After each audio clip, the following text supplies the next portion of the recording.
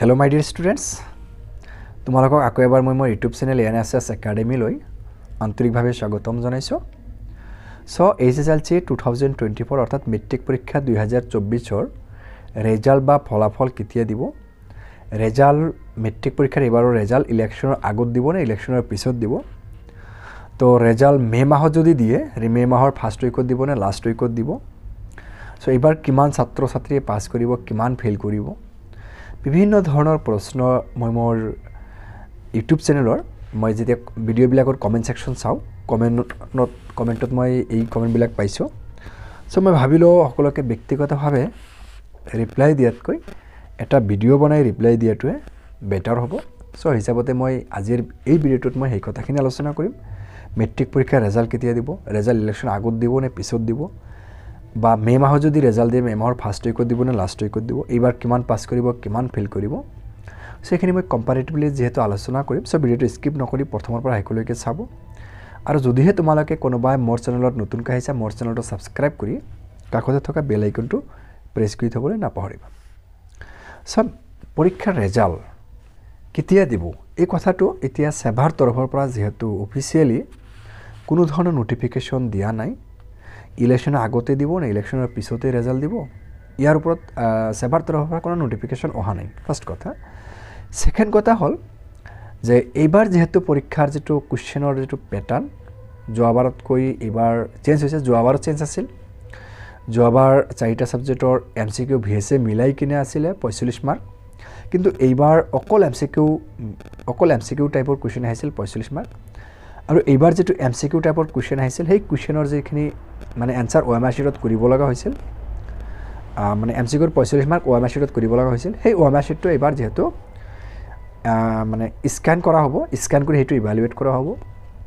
গতিকে 45 মাৰ্কৰ যিটো MCQ OMR শ্বীটত হৈছিল সেইখিনি ইভালুৱেট কৰাটো অতি সোনকালে ইভালুৱেট হৈ যাব।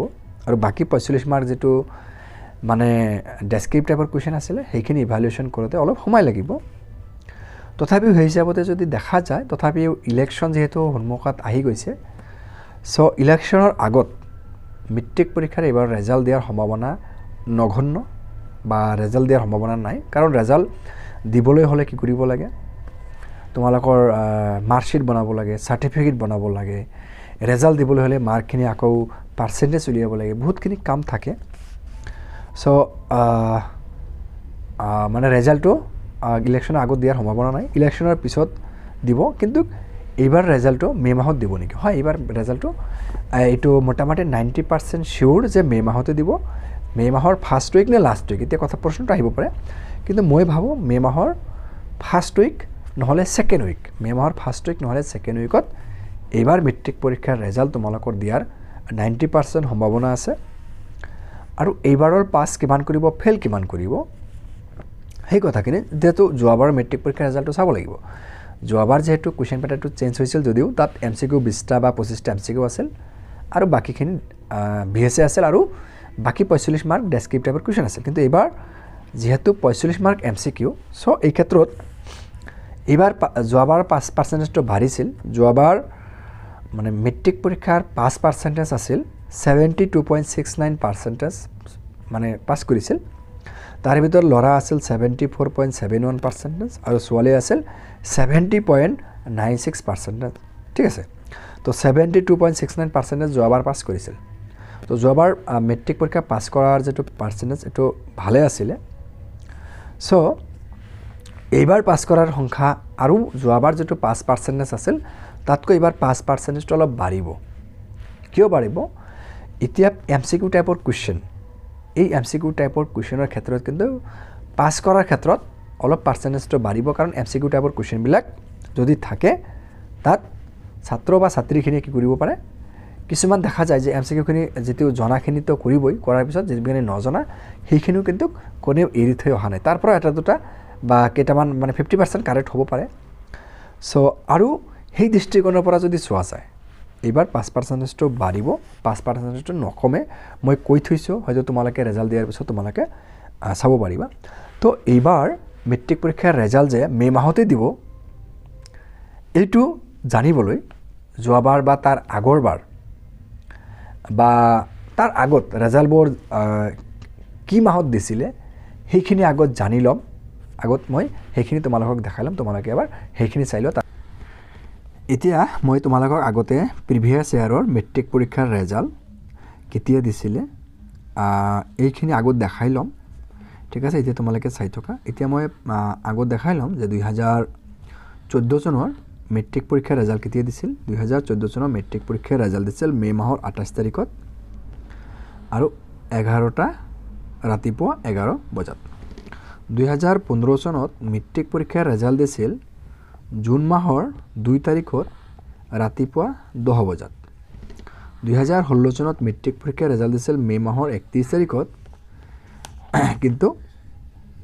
ৰাতিপুৱা 11 বজাত দিছিল ঠিক আছে আকৌ 2017 চনত মেট্ৰিক পৰীক্ষাৰ ৰেজাল্ট দিছিল মে মাহৰ 31 তাৰিখত ৰাতিপুৱা 10 বজাত ঠিক আছে তাৰ পিছত 2018 চনত মেট্ৰিক পৰীক্ষাৰ ৰেজাল্ট দিছিল মে মাহৰ 25 তাৰিখত ৰাতিপুৱা 9 বজাত 2019 চনত মেট্ৰিক পৰীক্ষাৰ ৰেজাল্ট দিছিল মে মাহৰ 15 তাৰিখত ৰাতিপুৱা 9 বজাত এতিয়া 2020 চনত মেট্ৰিক পৰীক্ষাৰ ৰেজাল্ট দিছিল জুন মাহৰ 6 তাৰিখত ৰাতিপুৱা 9 বজাত কিন্তু এতিয়া কথাটো হ'ল এইবিলাক বেছিভাগতে মে মাহতে দিছে তোমালোকে দেখা মে মাহতে বেছি ৰেজাল্ট দিছে কিন্তু 2020 চনত কৰোনা পিৰিয়ড আহিছিল সেই কৰোনা পিৰিয়ডত ৰেজাল্টটো অলপ কিবা হৈছিল অলপ মানে জুন বা জুলাই মাহলৈকে গৈছিল সো এইখিনি মই দেখাই ল'বলৈ চেষ্টা কৰিম কিন্তু 2021 চনৰ মেট্ৰিক পৰীক্ষাৰ ৰেজাল্ট কি হৈছিল জুলাই মাহৰ 23 তাৰিখত দিছিল ৰাতিপুৱা 11 বজাত 2022 চনৰ মেট্ৰিক পৰীক্ষাৰ ৰেজাল্ট জুন মাহৰ 7 তাৰিখত দিছিল কিন্তু ৰাতিপুৱা 8:45 মিনিটত দিছিল সো এই কৰোনা পিৰিয়ডত অলপ হেৰফেৰ হৈছে কিন্তু 2023 চনত যেতিয়া কৰোনা পিৰিয়ড পাৰ হৈ গ'ল 2023 চনৰ মেট্ৰিক পৰীক্ষাৰ ৰেজাল্ট আকৌ মে মাহৰ 22 তাৰিখত দিলে আৰু ৰাতি 10 বজাত ৰাতিপুৱা 10 বজাত মেট্ৰিক পৰীক্ষাৰ ৰেজাল্টটো দিলে সো এইবিলাকৰ পৰা আমি অনুমান কৰিব পাৰোঁ যেহেতু এইবাৰ এমসিকিউ টাইপৰ কোৱেশ্চন হ'ব এমসিকিউ টাইপৰ কোৱেশ্চনৰ যেটো ওএমআৰ শিটটো ইভালুৱেশ্যন সেভাৰ তৰফৰ পৰা এটো মানে কি কৰা হ'ব স্ক্যান কৰি কৰা হ'ব সেইখিনি আৰু বাকি 45 মাৰ্কহে এবাৰ ইভালুৱেট কৰোতে অলপ সময় লাগিব সেই হিচাপতে মই অনুমান কৰিছো যে মে মাহৰ ফাৰ্স্ট উইক বা সেকেন্ড উইকৰ ভিতৰত এবাৰ মেট্ৰিক পৰীক্ষাৰ ৰেজাল্ট দিব কিন্তু মে মাহত দিয়াটো 90% মই কনফাৰ্ম বুলি মোৰ ভিডিঅ'ত ক'লো সো তোমালোকে ৰেজাল্ট কেতিয়া দিয়ে হেতু তেতিয়াহে গম পোৱা যাব